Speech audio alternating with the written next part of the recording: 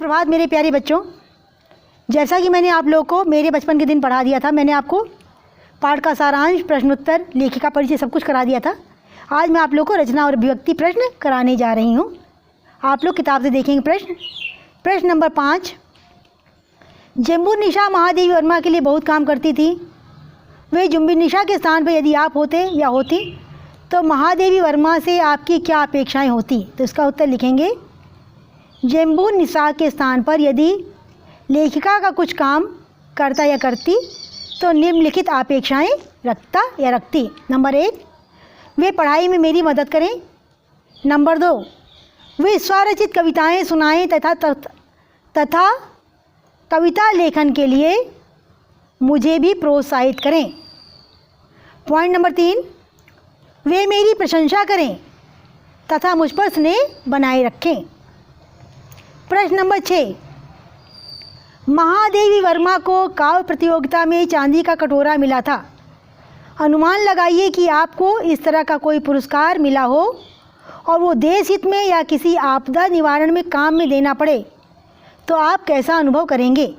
तो इसका उत्तर लिखें, देश हित में या देश पर आई किसी आपदा निवारण के लिए मैं पुरस्कार में मिली कोई वस्तु अपनी निजी वस्तु सहर्ष दे दूंगा। पुरस्कार से प्यार तो मुझे भी है, पर देश हित की बात आने पर वो प्यार देश के लिए बढ़ जाएगा। मेरे लिए व्यक्तिगत हित देश हित के सामने कोई महत्व नहीं रखता है। प्रश्न नंबर 7, लेखिका ने छात्रावास के जिस बहुभाषी परिवेश की चर्चा की उसे अपनी मातृभाषा में लिखिए। तो उत्तर लिखें, लेखिका ने क्राइस्ट वेस्ट गर्ल्स कॉलेज में 5वीं में प्रवेश लिया। यहाँ देश के विभिन्न भागों से छात्राएं पढ़ने आती थीं।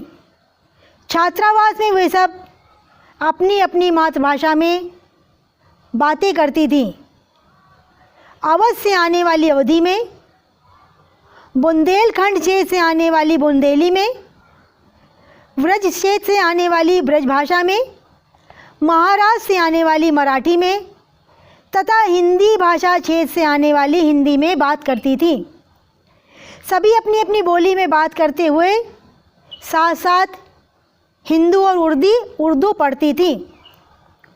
उनमें किसी तरह का कोई वाद विवाद ना था। इस प्रकार छात्रावेश का परिवेश बहुभाषी था।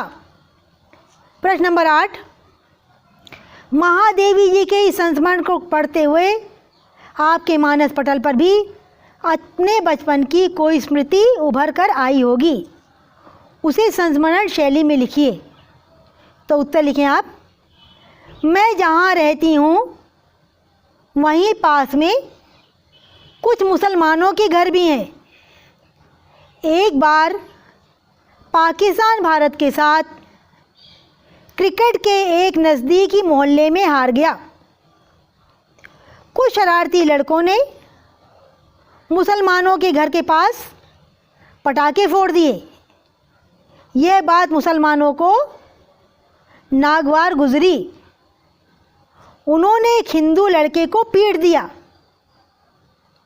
बस क्या था, दंगे जैसी स्थिति बन गई। पता चला कि दोनों ओर के 10 आदमी घायल हो चुके हैं। मैं उस दिन अपनी कोचिंग से कक्षा समाप्त कर 10 बजे लौट रही थी कि सबसे किनारे वाले मकान के उमर चाचा ने मुझे अंदर खींच लिया और सारी बातों से परिचित कराया। उन्होंने मेरे घर वालों को फ़ोन किया।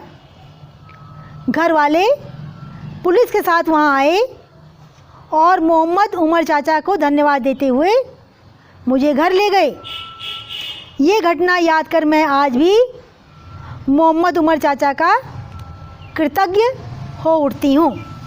प्रश्न नंबर 9, महादेवी के कवि सम्मेलन में कविता पाठ के लिए अपना नाम बुलाए जाने पर पहले होने वाली बेचैनी का जिक्र किया है। अपने विद्यालय में होने वाले सांस्कृतिक कार्यक्रमों में भाग लेते समय आपने जो बेचैनी अनुभव की होगी उस पर डायरी का एक पेज लिखिए, एक पृष्ठ लिखिए। तो आप सभी सबसे पहले आज की डेट डालेंगे, उसके बाद लिखें आज हमारे विद्यालय का वार्षिकोत्सव मनाया गया, इसमें भव्य सांस्कृतिक कार्यक्रम का आयोजन किया गया। इस कार्यक्रम में मुझे एक डांस प्रस्तुत करना था। आवश्यक परिधान तथा मेकअप के बाद अपनी बारी का इंतज़ार करते हुए मैं पर्दे के पीछे खड़ी थी। मन में तरह तरह की आकांक्षाएं जन्म ले रही थीं। एक कार्यक्रम समाप्त होते ही मेरा नाम पुकारा गया। संगीत की आवाज़ के साथ मैं मंच पर गई। अचानक तालियां बजी। मेरा उत्साह बढ़ा और मैं नृत्य में लीन हो गई। नृत्य की समाप्ति पर फिर तालियां बजी। कार्यक्रम के अंत में मुझे पुरस्कार दिया गया। वह प्रदर्शन, वह पुरस्कार, वो तालियां, सभी कुछ हमेशा याद रहेगा। बस इसी प्रश्न के साथ आपका ये पाठ समाप्त होता है। आप सभी लोग इसे अपनी कॉपी में करेंगे।